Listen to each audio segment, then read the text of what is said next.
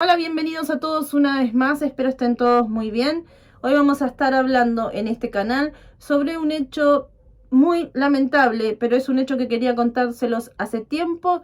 Sin tanta introducción, comencemos.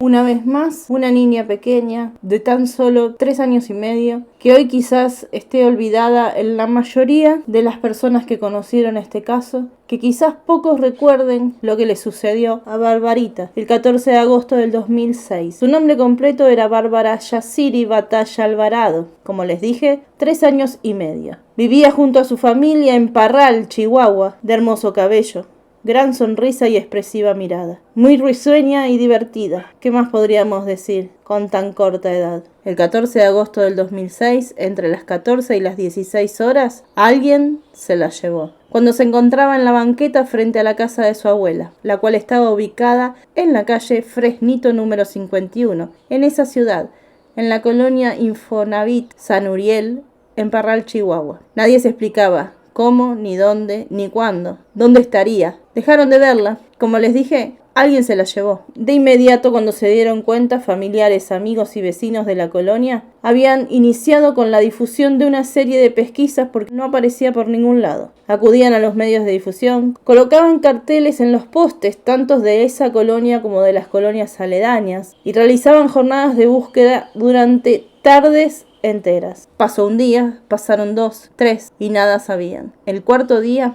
el 18 de agosto, una vecina que vivía a tan solo 3 casas de donde vivía Bárbara reportó que en el patio de su casa había un bulto sospechoso y de inmediato le dio aviso a las autoridades. Ahí es cuando se produce un terrible hallazgo que quizás nadie imaginaba encontrar de tal terrible manera. Dentro de ese bulto que su vecina había localizado, se encontraban partes de los restos de Bárbara. Sí, partes, porque estaba descuartizada. Al día siguiente, el sábado 19, fue localizada una segunda bolsa. Esta la encontraron en la azotea de una vivienda. Y en su interior encontraron los brazos y las piernas. Y así fueron encontrando bolsas, hasta que dieron con las 18 partes, que por supuesto no tenían sus prendas de vestir. No podían entender que siempre haya estado ahí, en el patio de una de sus viviendas. ¿Cómo es posible que nadie la haya visto durante 3 días? ¿Será que las fueron tirando después? Esas eran las preguntas que todos los vecinos se hacían. Todos los vecinos de la colonia San Uriel, en Parral. Lamentablemente se comprobó que había sido atacada sexualmente. En octubre, 2 meses después del hecho, se produjo la primera detención. Un joven llamado Adán Quintero, alias El Huevo. Era un hombre de la zona al que consideraron sospechoso, pero no le pudieron probar absolutamente nada. Fue detenido, pero sin embargo tuvieron que dejarlo luego en libertad. No fue hasta unos meses después, el 20 de marzo del 2007, había una gran presión social y mediática sobre este caso. Se produce entonces otra detención. El probable responsable en esta oportunidad era Jesús José García Gándara, un joven que en ese momento tenía 19 años, un joven de la zona que padecía problemas mentales y según las versiones de algunas de las personas del lugar, esta persona tenía o ejercía ritos satánicos, así también como que tenía un actuar psicótico. Su captura no convencía a toda la sociedad. Había muchos que pensaban que era un chivo expiatorio. Como el joven venía de una familia desintegrada, que él vivía en un camión estacionado frente a la casa de su padre y su madrastra, que aprovecharon que tenía facultades mentales alteradas y comportamientos erráticos o inestables para acusarlo. Y muchos sostenían que con argumentos que nunca fueron claros, la Subprocuraduría de Justicia en su momento realizó una conferencia de prensa indicando o mostrándole a la gente la detención de esta persona, justo cuando la gente se estaba manifestando fuera de la dependencia, y esto provocó que gente que se manifestaba ahí le pedían a las autoridades que se lo entregaran. Querían hacer justicia por mano propia. Pero no solamente eso fue lo que dijeron las autoridades. Dijeron que Jesús José García Gándara era responsable de tan aberrante y violento acto y que además había confesado que él había sido el asesino de Bárbara, a quien cortó en pedazos porque planeaba hacer con ella un guiso. Sí, cocinar sus restos. Y también dijeron que este hombre había confesado a ellos que le gustaba tener relaciones sexuales con animales y que desde niño, textuales palabras, había sido homosexual. Sí, el abogado que lo defendía a él de manera gratuita porque creía que había sido acusado injustamente, indicó que las autoridades no tenían nada solvente para justificar este tipo de detención, que no tenían nada en contra de él. Lamentablemente las autoridades hicieron declaraciones que hicieron que la población enloqueciera e indicaron que había utilizado. Dice, utilizó un martillo, 2 cuchillos, una cegüeta y un serrucho. Y según ellos revelaba dando lujo de detalle y que supuestamente recordaba bien cada uno de estos. ¿Qué cortó primero? ¿Qué parte? ¿Cómo lo iba haciendo? ¿Qué iba haciendo después? ¿Si lo ponía en una bolsa o no? Detalles que no voy a mencionar porque me parecen terribles. Y como les dije, esto ocasionó en la sociedad muchísimo más enojo y también morbo. Además, las autoridades decían que además de su confesión, que creen que fue forzada, tenían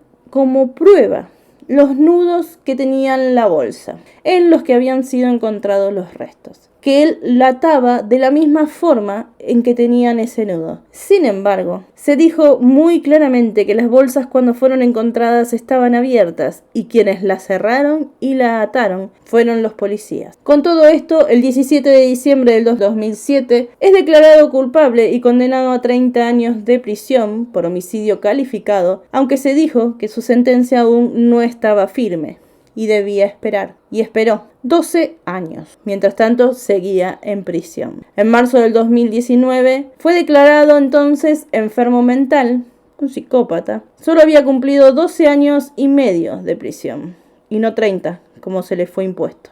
La pena se redujo a 12 años por ser inimputable. Y en septiembre de ese mismo año, según lo que consta en el expediente, fue dejado en libertad. El abogado defensor indicaba que Bárbara jamás había sido sacada de la residencia donde vivía. Es decir, que él indicaba que lo que le pasó fue dentro de la colonia, fue dentro quizás hasta del mismo o de la misma cuadra donde vivía, ya que ahí fueron encontrados sus restos y no donde vivía este hombre, como deslindando a su cliente de toda responsabilidad. Y porque insistía que su responsabilidad no había sido probada nunca de forma o de manera contundente. Cuando este hombre salió de prisión, habló por primera vez su padre y contó un poco cómo fue lo que vivieron ellos desde el otro lado. Dijo que era el 20 de marzo del 2007, que él nunca dejaba a su hijo porque era consciente de las discapacidades mentales que Pepe, como le decían, tenía. Entonces que lo acompañaba a sol y sombra siempre bajo su resguardo. Y dijo que en ese momento le dijo, ve, tráeme una soda, que solamente tenía que cruzar la carretera. Fue la última vez que pudo verlo en libertad, ya que llegaron vehículos policiales y lo arrestaron. Se llevaron a mi hijo y hasta el domingo volví a verlo. Fue cuando me dijeron que él había sido el asesino. En esta nota que él dio en 2019 dijo que tenía miedo de hablar, de contar lo que habían pasado, porque tenía miedo que también fueran por él. ¿A cuántos detenidos la Procuraduría personalmente les regala ropa nueva todos los días? ¿Esto será normal? Indicando que después de que su hijo estuvo detenido, este fue el trato que él recibió. Y también indicó que su hijo, luego de 12 años, pudo descansar de nuevo su familia, que había sufrido un calvario dentro de la cárcel donde había sufrido abusos, golpizas, humillaciones, y que no fue por un día, sino que fueron décadas completas. Que la sociedad, cuando él salió, lo despreció terriblemente, que completamente lo juzgan, que lo consideran responsable y que nunca tuvieron nada en contra de su hijo. Y que él ahora se encontraba fuera del lugar de donde vivían para protegerlo de las amenazas que le hacían con respecto a su vida. Sin embargo, este hombre permaneció libre tan solo 1 año y medio. Fue recapturado el 19 de febrero del 2021 y no solo fue recapturado para terminar de cumplir su condena, sino que además el Tribunal de Segunda Instancia le incrementó la pena a 44 años de prisión. Había sido encontrado en el municipio de Guerrero, donde se estaba escondiendo, como les dije, para protegerse, según su padre, de las amenazas que hacían contra su vida. Barbarita hoy tendría 18 años. En el 2022 estaría cumpliendo sus 19. Pero no llegó ni siquiera a vivir un mínimo porcentaje de su vida. No llegó a vivir nada. Y hoy ni siquiera hay fotos de ella para recordarla. Por eso este video, a modo de memoria, a modo de homenaje, es para ella. Y esperemos que quede en la memoria de muchos. Y si esta persona es responsable, enferma mental o no, tiene que pagar. Y de no serlo, sigue habiendo un responsable libre. Esperemos que no. Bueno, y como vieron, el caso de hoy es bastante lamentable, como todos. Pero es un caso que necesitaba contárselos. Espero estén todos maravillosamente bien, que se sigan cuidando. Nosotros nos vemos muy pronto en un siguiente video y espero que sea así muy pronto. Nos vemos, chao.